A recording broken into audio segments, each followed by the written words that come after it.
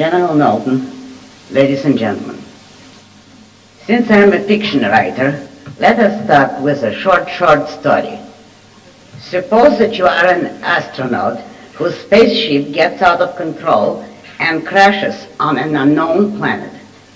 When you regain consciousness and find that you are not hurt badly, the first 3 questions in your mind would be, where am I? How can I discover it? What should I do? You see unfamiliar vegetation outside, and there is air to breathe.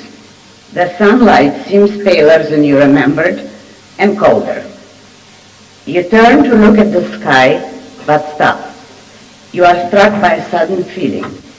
If you don't look, you won't have to know that you are perhaps too far from the earth and no return is possible. So long as you don't know it, you are free to believe what you wish. And you experience a foggy, pleasant, but somehow guilty kind of hope. You turn to your instruments. There may be damage, you don't know how seriously, but you stop, struck by a sudden fear. How can you trust these instruments? How can you be sure that they won't mislead you? How can you know whether they will work in a different world? You turn away from the instruments. Now you begin to wonder why you have no desire to do anything. It seems so much safer just to wait for something to turn up somehow. It is better, you tell yourself, not to rock the spaceship.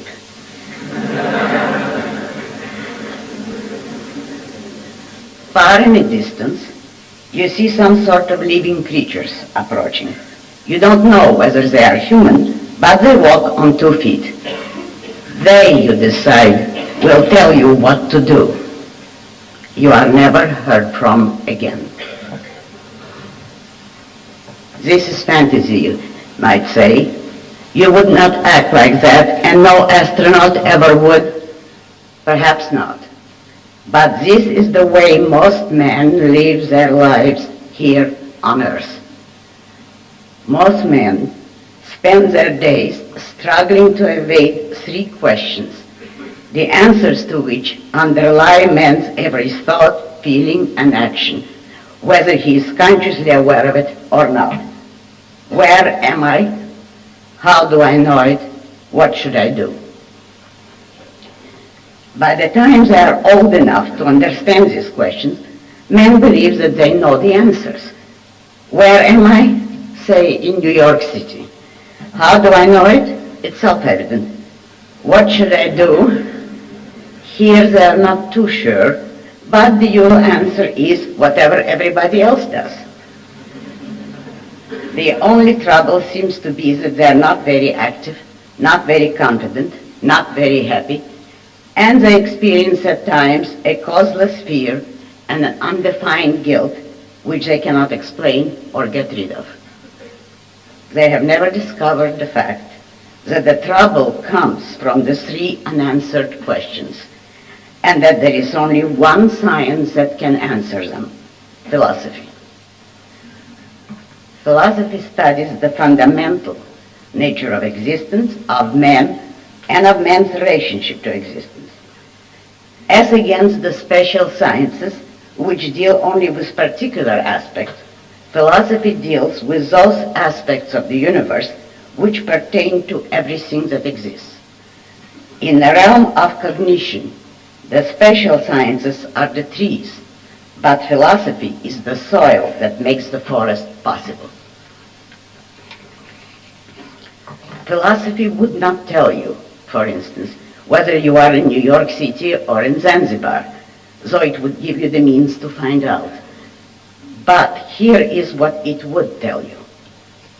Are you in a universe which is ruled by natural laws and therefore stable, firm, absolute, and knowable? Or are you in an incomprehensible chaos, a realm of inexplicable miracles, an unpredictable, unknowable flux, which your mind is impotent to grasp? Are the things around you real, or are they only an illusion? Do they exist independent of any observer, or are they created by the observer? Are they the object or the subject of your consciousness? Are they what they are, or can they be changed by a mere act of your consciousness, such as a wish? The nature of your action, of your ambition, will be different according to which set of answers you come to accept. These answers are the province of metaphysics, the study of existence as such, or, in Aristotle's words, of being qua being, the basic branch of philosophy. No matter what conclusions you reach, you will be confronted by the necessity to answer another corollary question. How do I know it? Since man is not omniscient or infallible, you have to discover what you can claim as knowledge and how to prove the validity of your conclusions. Does man acquire knowledge by a process of reason or by sudden revelation from a supernatural power?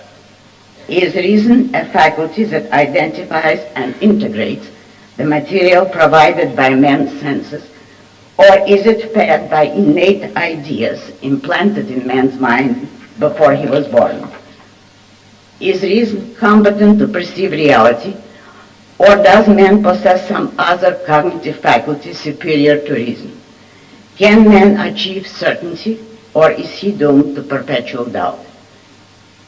The extent of your self-confidence and of your success will be different according to which set of answers you accept.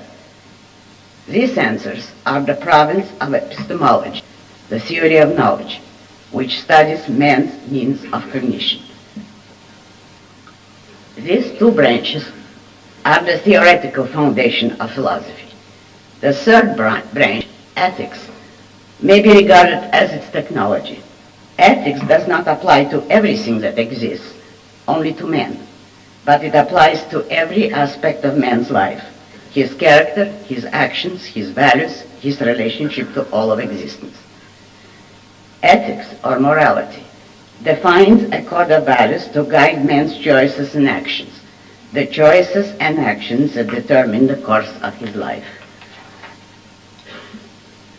Just as the astronaut in my story did not know what he should do because he refused to know where he was and how to discover it, so you cannot know what you should do until you know the nature of the universe you deal with, the nature of your means of cognition, and your own nature. Before you come to ethics, you must answer the questions posed by metaphysics and epistemology. Is man a rational being, able to deal with reality, or is he a helplessly blind misfit, a chip buffeted by the universal flux? Are achievement and enjoyment possible to man on earth, or is he doomed to failure and disaster? Depending on the answers, you can proceed to consider the questions posed by ethics. What is good or evil for man, and why? Should man's primary concern be a quest for joy or an escape from suffering? Should man hold self-fulfillment or self-destruction as the goal of his life? Should man pursue his values, or should he place the interests of others above his own? Should man seek happiness or self-sacrifice? I do not have to point out the different consequences of these two sets of answers. You can see them everywhere, within you and around you. The answers given by ethics determine how men should treat other men, and this determines the fourth branch of philosophy, politics, which defines the principles of a proper social system. As an example of philosophy's function, political philosophy will not tell you how much ration gas you should be given and on which day of the week. It will tell you whether the government has the right to impose any rationing on anything. The fifth and last branch of philosophy is aesthetics, the study of art, which is based on metaphysics, epistemology, and ethics. Art deals with the needs, the refueling of man's consciousness.